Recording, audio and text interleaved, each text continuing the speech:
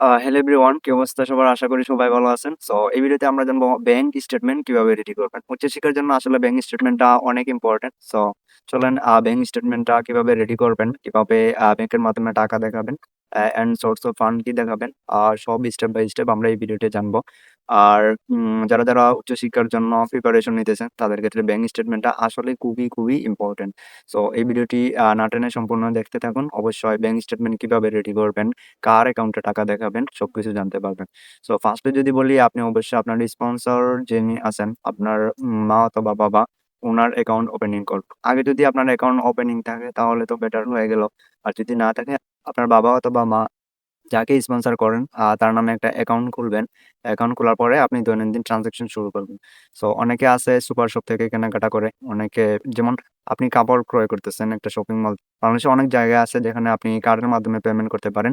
তো আপনি আপনার স্পন্সর এর যে ডেবিট কার্ড আছে ওইটার মাধ্যমে রেগুলার ট্রান্সেকশন করবেন। আই মিন লেনদেন করবেন। সুপার শপের যে বাজার সদাই আছে এগুলা পেমেন্ট করবেন। দেন হচ্ছে আপনি কাপড় কিনতেছেন, কাপড় মার্কেটে গিয়ে আপনি কার্ড দিয়ে পেমেন্ট করবেন। এভাবে এই ট্রান্সেকশনটা করতে পারেন। আরেকটা হচ্ছে ক্যাশ ট্রান্সেকশন। আপনি অনেক সময় ব্যাংকে গিয়ে ক্যাশ রাখবেন। চেষ্টা করবেন স্মল অ্যামাউন্ট রাখার জন্য। কারণ একটা হিউজ অ্যামাউন্ট যদি আপনি রাখেন তাহলে ওইটা immigration department, I mean migration ডিপার্টমেন্টের যে অফিসার আছে উনি বুঝতে পারে টাকাটা কোথা থেকে হঠাৎ চলে আসলো। সো স্মল অ্যামাউন্ট ট্রান্সেকশন করার চেষ্টা করবেন। দেন হচ্ছে আপনার ফ্রেন্ডের অ্যাকাউন্ট আছে, আপনার ক্লোজ রিলেটিভস, আত্মীয়স্বজনের যাদের অ্যাকাউন্ট আছে, আপনার অ্যাকাউন্ট থেকে ওদের অ্যাকাউন্টে টাকা পাঠাবেন। দেন ওদের অ্যাকাউন্ট থেকে আবার আপনার অ্যাকাউন্টে আনবেন। আমি এটার মাধ্যমে বোঝাতে চেয়েছি, আসলে আপনি ধরেন আপনার ফ্রেন্ডের অ্যাকাউন্টে টাকা পাঠালেন। দেন আপনার ফ্রেন্ডের অ্যাকাউন্টে টাকা পাঠানোর পরে ওই ফ্রেন্ডের অ্যাকাউন্ট থেকে আবার আপনার অ্যাকাউন্টে আনার চেষ্টা করবেন। আপনি চেষ্টা করবেন আপনার ফ্রেন্ড অথবা রিলেটিভসের যে অ্যাকাউন্টে টাকা পাঠাইছেন, উনার অ্যাকাউন্ট থেকে আরেকজনের অ্যাকাউন্টে টাকা নিতে। ওইখান থেকে আবার আপনার অ্যাকাউন্টে ব্যাংক স্টেটমেন্ট রেডি করার ক্ষেত্রে এই প্রসেসটাও আপনি ফলো করতে পারেন, যেগুলো আমি ফলো করছি। সো এগুলো যদি ফলো করেন আপনার ব্যাংক স্টেটমেন্ট প্রসেসটা ইজি হয়ে যাবে। দেন আরেকটা বিষয় হচ্ছে, ভাইয়া আমার তো টাকা নাই, আমি কিভাবে ব্যাংক স্টেটমেন্ট দেখাবো? অনেকে দেখা যায় ব্যাংক স্টেটমেন্ট দেখানোর জন্য এজেন্সির কাছে যায়। এজেন্সি এডিটেড একটা ব্যাংক স্টেটমেন্ট ধরিয়ে দেয়, যেই রকমই হোক একটা ব্যাংক স্টেটমেন্ট ধরিয়ে দেয়, যেটা সাবমিশন করে। আর যার মূল রিজন হচ্ছে ভিসা রিজেকশন। সো আপনারা এজেন্সি থেকে দূরে থাকবেন। I mean এজেন্সি সবগুলা খারাপ এমন না, অনেক ভালো এজেন্সি আছে। সো ব্যাংক স্টেটমেন্টের ক্ষেত্রে আমি বলব এজেন্সির কোনো হেল্প নেওয়ার দরকার নাই। আপনি নিজের ব্যাংক নিজে রেডি করেন। আর আপনার অ্যাকাউন্টে টাকা নাই, টাকা কিভাবে দেখাবেন?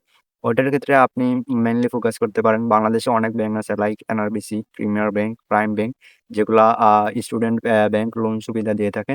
সো ওই ক্ষেত্রে আপনার যদি টাকা না লাগে, আপনি নির্দিষ্ট পরিমাণে একটা ডিপোজিট দিয়ে তাদের থেকে আপনার যত টাকা লোন লাগে আপনি আপনার স্পন্সর অ্যাকাউন্টে রাখতে পারেন। তো ওটা হচ্ছে ব্যাংক স্টেটমেন্ট রেডি করার মূল প্রসেস। আর মিনিমাম ম্যাচুরিটি, ইউরোপের বিভিন্ন দেশ আছে যেগুলাতে আপনারা আসতে চাচ্ছেন। সো প্রত্যেকটা দেশের ক্ষেত্রে 3 থেকে 4 মাসের ট্রানজেকশন হিস্টোরি লাগে। আই মিন আমি যদি লিথুয়ানিয়ার কথা বলি, লিথুয়ানিয়ার ক্ষেত্রে 3 মাসের একটা বেসিক ট্রানজেকশন হলে হয়। বাট আদার যে ইউরোপিয়ান কান্ট্রি আছে লাইক পোল্যান্ড, এখানে 6 মাসের ট্রানজেকশন থাকে। সো আপনারা চেষ্টা করবেন step by step smoothly transaction করার জন্য। স্মুথলি যদি আপনি ট্রানজেকশন করেন তাহলে আপনার ব্যাংক স্টেটমেন্ট খুবই সুইটেবল ভাবে তৈরি হবে। যার কারণে আপনার ভিসা রিজেকশন হওয়ার কোনো কারণ থাকবে না। আসলে ভিসা রিজেকশন হওয়ার যতগুলা কারণ আছে তার মেইনলি হচ্ছে ব্যাংক স্টেটমেন্ট। ব্যাংক স্টেটমেন্ট গুলা আপনারা ঠিকঠাক রেডি করেন না। না রেডি করেই ইমিগ্রেশনে সাবমিট করেন। আর ব্যাংক স্টেটমেন্ট নিয়ে যদি আপনার আরো কিছু জানার থাকে তাহলে আমার সাথে যোগাযোগ করতে পারেন। আমি অবশ্যই চেষ্টা করব ব্যাংক স্টেটমেন্ট নিয়ে টোটালি ওভারঅল একটা গাইডেন্স দিতে। সো আজকের ভিডিও এতটুকুই। নেক্সট ভিডিও আপনারা কোন টপিকের উপরে চান অবশ্যই আমাকে জানাবেন। আমি ভিডিও মেক করার চেষ্টা করব।